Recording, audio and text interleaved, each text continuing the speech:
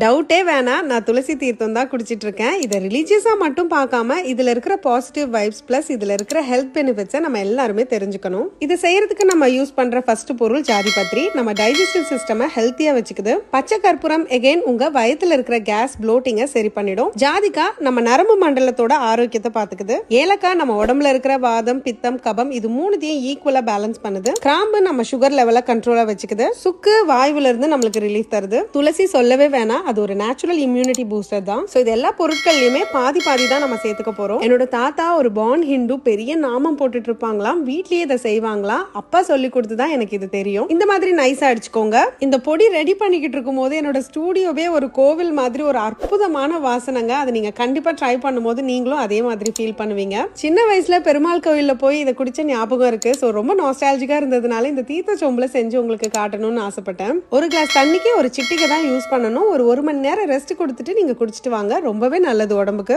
எப்படி?